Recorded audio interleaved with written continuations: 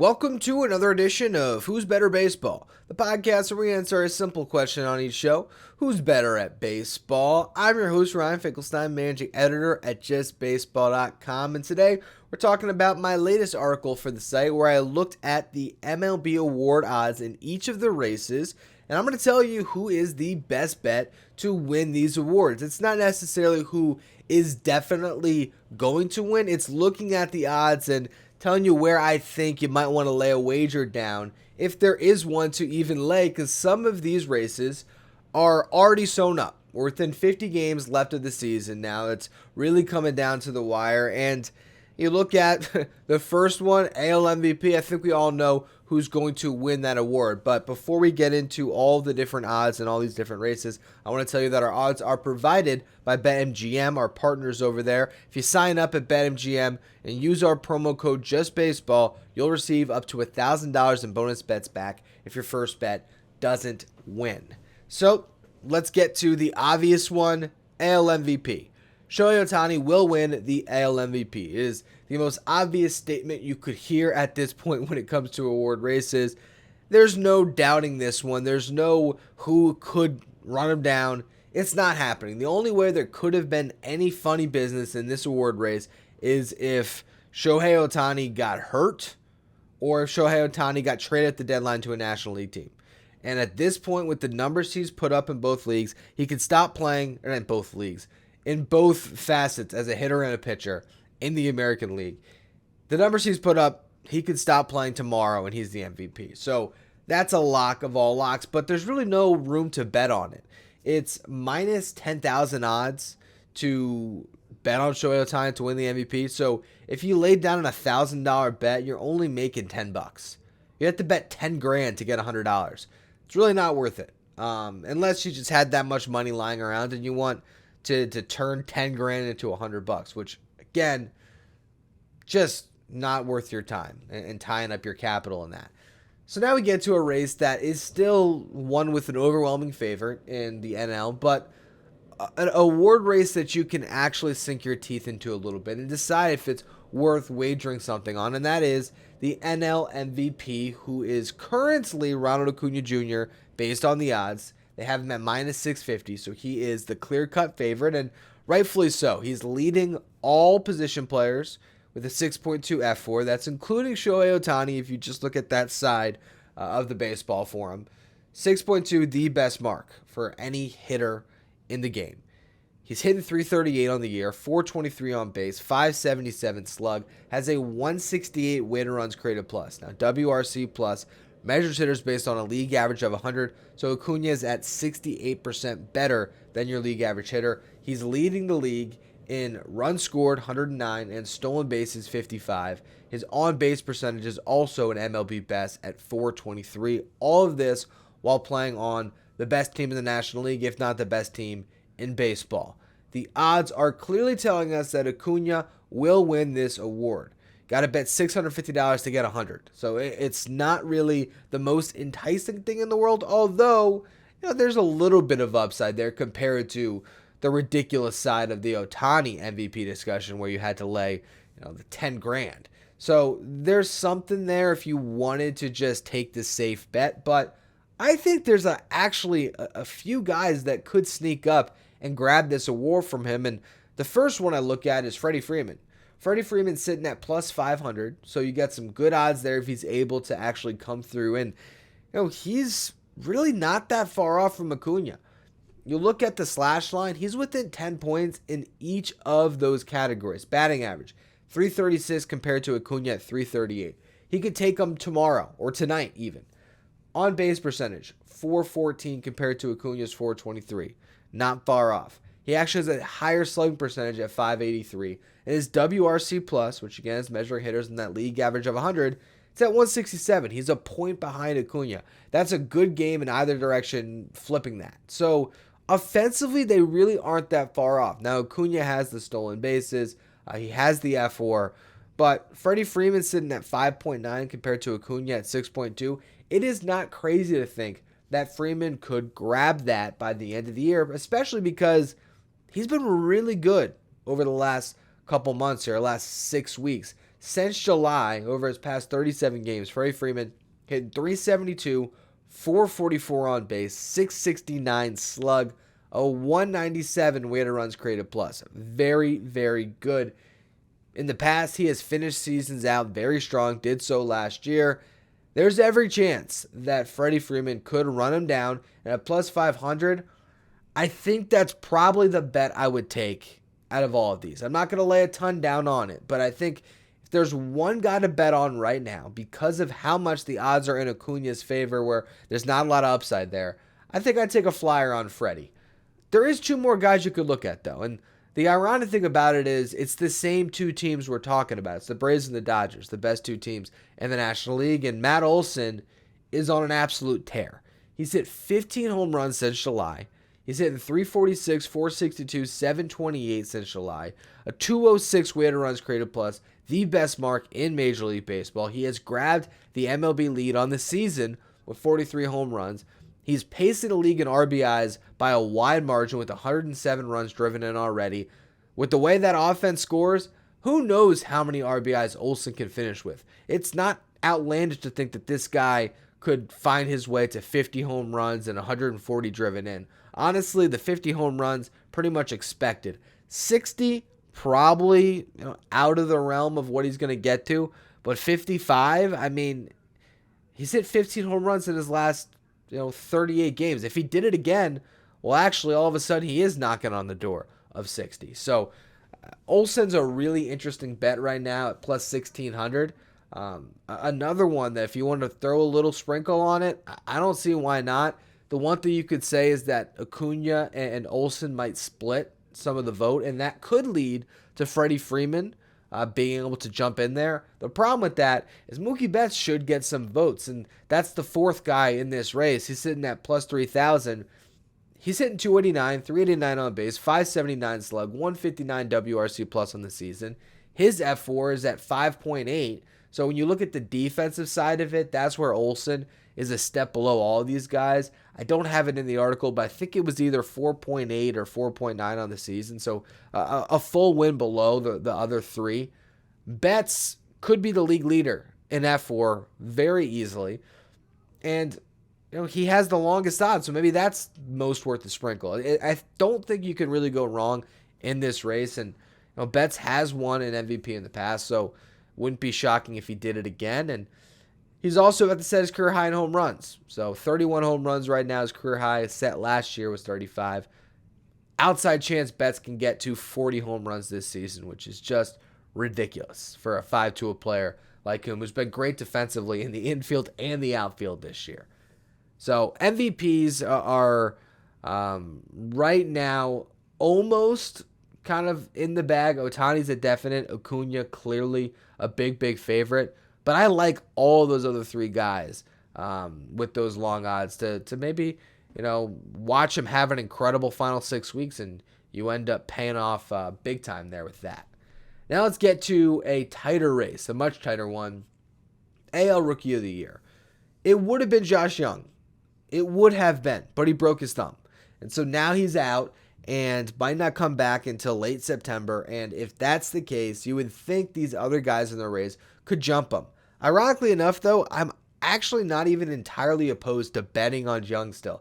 He's sitting at plus 8,000. I mean, 3 weeks ago, he was the favorite. So if Gunnar Henderson, Masataka Yoshida, and Tristan Casas all fall off, it would be still kind of a long shot, but I don't know. His numbers are the best at this point, but really it comes down to those other three. You can make an argument, I guess, for Tanner Bibby of the Guardians, Hunter Brown maybe of the Astros, but the odds are really telling us it at this point should be one of the three. Gunnar Henderson, Yoshida, Casas. Those are the guys. Now Henderson is the favorite at minus 200.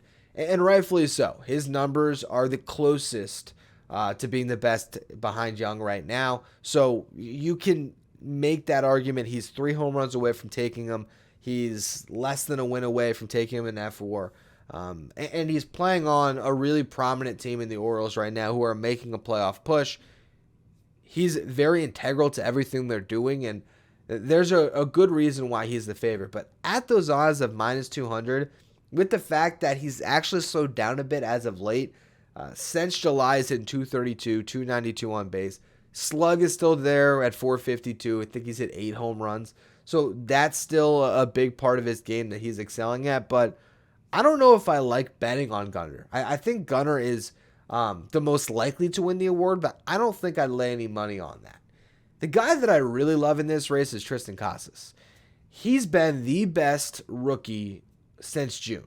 He's been amazing. He's hit 301, 392 on base, 575 slug, 13 home runs, a 159 weighted runs created plus over 59 games. Plays in an amazing ballpark to hit. And, he's sitting at plus 400 again. I mean, that's a chance here that he's this dark horse that could steal this award. And, you can make out pretty good on that. So I really like Casas more than Yoshida, because I just say, all right, let's just say all of a sudden, Casas ends up hitting 10 more home runs down the stretch here, and he has the power to do it, and he's hitting for a high average, and he's getting on base at this same insane clip. I mean, his numbers at the end could look lopsided if Gunnar Henderson doesn't turn it on.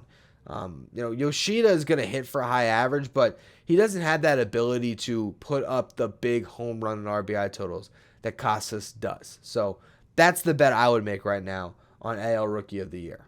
NL Rookie of the Year is not quite as much of a foregone conclusion as Ohtani for MVP, but it's damn near close. It's minus 5,000. He's going to win the award, Corbin Carroll is, in the National League. There's just no doubt about it. He's leading all NL rookies with a 4.1 F4. His weighted runs created plus leads all those rookies at 129. Leads them in runs scored at 83. Stolen bases 36. He's tied with Francisco Alvarez for the most rookie home runs at 21. It's Corbin Carroll's race to lose, and I don't doubt Carroll in many races. So I think he's going to win that one. I don't think we have to spend too much time on it. AL Cy Young.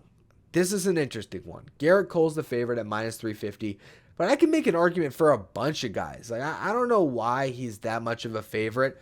I do understand, of course, the leader in ERA among qualified pitchers is going to get a lot of votes. He's at 2.76 for the season. Technically, Nathan Eovaldi still qualifies, but he'll fall off at some point here unless he gets back real soon. And that's going to make Garrett Cole stand out even more. And he's also, pitching a ton of innings for the Yankees as well, leading the league in that category, over 150. So I get it. I get why Garrett Cole would win it. Kevin Gausman, though, has a pretty good shot as well. And if I had to bet right now on Cole at minus 350 and Gausman at plus 400, I really don't know where I would fall on that, because Gausman, sitting with a 3.04 ERA across 139 innings pitched, his team has a much better chance of making the playoffs, and he has an opportunity to seal that down the stretch with some really notable big-time starts. And who's to say that when the season comes to end, Gausman's not going to have a better ERA than Cole? If Cole has a couple of bad starts and Gausman is lights out, you never know. Gausman is leading the league in both F4 at 4.4 wins above replacement and strikeouts per 9 at 11.85 strikeouts per 9. So he's got a lot of stuff that I like here. I would probably take Gausman in that head-to-head, but you can make a case that, hey, if Framber Valdez is amazing down the stretch, he's at plus 1,400. Luis Castillo, plus 1,400. Shohei, who knows how much he's even going to pitch down the stretch. I mean, if they're out of the race, I don't know. Do you still shut down a guy pitching when he might not be part of your team? Probably not. But then again, if you're saying, hey, you're part of our future, let's protect you, I don't know. Ohtani's probably not going to win it. George Kirby's sitting at plus 5,000. That's interesting because his numbers aren't that far off from Castillo's on the season, who's at plus 1,400. So maybe that's worth a sprinkle. I still think Gausman is the bet here, but there's a lot of names to discuss, of course. Which leads us to the most wide open award race left. One where there is not a real clear favorite. There's two favorites, I would guess, and Zach Gallen and Blake Snell, but the odds really are close. Gallen's at plus 180, Snell's at plus 250, and Logan Webb's at plus 300. So three guys conceivably who can make a real push. Currently, again, the slight favorite goes to Gallen. He's got a 3.24 ERA and is leading the National League with 155 and 2/3 innings pitched. He's also leading the NL in FWAR at 4.3. The Diamondbacks, though, are falling out of playoff contention right now, and I just wonder how much exposure he gets down the stretch. Now, you can say the exact same thing for Blake Snell. He is leading the NL with a 2.63 ERA. His team's fallen out of it, but he's also been the best pitcher in baseball for a little while now. He's been putting up just ridiculous stats. He is still playing for a contract, so with Gallen, not to say he's going to mail it in, but if the playoff carrot kind of evaporates for him, there might not be quite as much to keep pushing. Whereas Snell has millions and millions of reasons to go out and to win this Cy Young. And if he does so, that's going to do him very well in negotiations this winter, especially because he'd be a two-time Cy Young. He's already won one once in his career. So Blake Snell, a guy that could absolutely win this award. And at plus 250, I think he's probably the bet I would make. But I mean, you can look at a lot of these guys. I mean, Logan Webb, model of consistency this year. You can say the same thing for Justin Steele, who's sitting at plus 900. I don't think he's really going to garner big-time votes, but he's a name worth mentioning.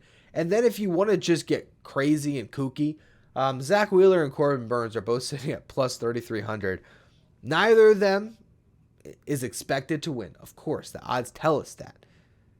But I don't know. These are pitchers that could go on that stretch where they close out the season and they give up like 2 runs over their final, whatever it is, 45 innings pitched or 50 innings pitched.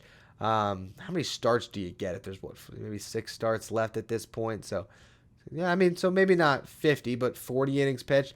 I don't know. I'm not saying that either of them should be, bet heavily on. You shouldn't put even a full unit on either of them, but at plus 3,300, I don't know. Maybe a small sprinkle because they're playing on teams that are in the playoff race.